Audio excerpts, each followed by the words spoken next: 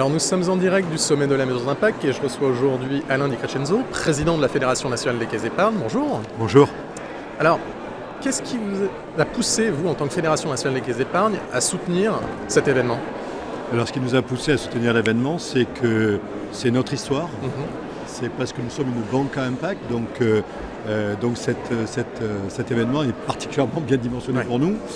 Et deuxièmement, je revenais sur l'histoire, et deuxièmement, ce qui était important pour nous, c'est d'apprendre. Vous savez, dans le domaine de l'impact, il faut apprendre et partager. Et c'est un lieu extraordinaire, ici, cette journée, pour apprendre et partager. Et puis, bon, bien sûr, en termes de partage, c'est faire part de notre petite expérience dans le sujet, dans l'impact. Alors pourquoi est-ce qu'on est légitime? Et je vous ai dit que c'était dû à notre histoire. Parce qu'on a été créé en 1818, et les caisses d'épargne ont été créées en 1818 pour faire en sorte que tout Français, quel que soit son niveau social, puisse épargner, non pas pour capitaliser, mais simplement pour faire face à des événements imprévisibles de la vie. Voilà. Parce qu'il n'y avait pas d'assurance, parce qu'il n'y avait pas de protection sociale comme on l'a aujourd'hui. Deuxièmement, si vous voulez, c'est notre histoire, mais c'est aussi notre modèle. Vous savez que nous sommes des banques coopératives. Au travers de coopératives, entendez par là le partage de la valeur et des valeurs. Et puis, le troisième point, c'est le positionnement de notre banque par rapport à l'univers des banques. Nous sommes bien sûr des banques universelles, mais aussi nous sommes le premier financeur de l'économie sociale et solidaire, le premier financeur des collectivités et bien sûr les premiers financeurs du logement social. Voilà. Tout ça fait que, quelque part, on est, je le crois, hyper légitime, et en tout cas hyper heureux de participer à cette belle journée. Alors, les caisses d'épargne ont un ancrage territorial particulièrement dense. En quoi ça a un impact sur tous les territoires français? Écoutez, premièrement, les caisses d'épargne, c'est 16 millions de clients et 4,4 millions de sociétaires donc, qui partagent la copropriété. Nous, on estime, mais d'ailleurs c'est le thème aujourd'hui de cette belle journée, c'est qu'on estime que c'est l'ancrage territorial qui bonifie l'impact. Alors, 3 exemples peut-être qui sont les conclusions d'ailleurs du rapport. Premièrement, pourquoi ça bonifie ou en quoi ça bonifie?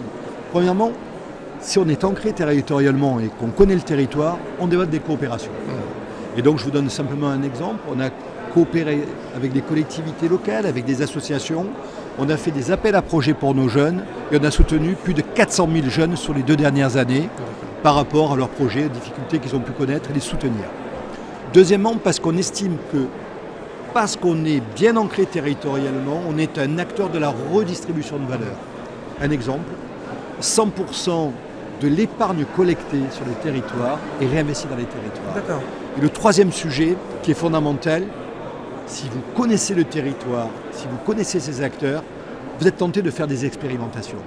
Et donc, on a eu ce rôle d'expérimentation, et je vous donne un exemple très concret qui s'est fait chez moi, non pas en Italie mais à Toulouse, donc je vis en Occitanie. Et donc ce que nous avons fait, c'est qu'on a repéré qu'il y avait d'énormes difficultés du fait de l'isolement digital, la déconnexion digitale. C'est-à-dire que les gens qui ne connaissent pas le digital ne savent pas aller pour vérifier leur compte, faire des virements, etc. Mais aussi des actions de la vie du quotidien. Avec des associations, on a lancé une formation pour faire en sorte de reconnecter ces populations. Et on forme aujourd'hui 1000 personnes chaque année, un taux de satisfaction de 96%. Et à la sortie de la formation, il y a 60% des personnes formées qui font appel, quel que soit l'âge, qui utilisent les téléphones portables et les outils de mobilité. Voilà quelques exemples. Écoutez, merci pour tous vos éclairages et excellent sommet à vous. À très bientôt.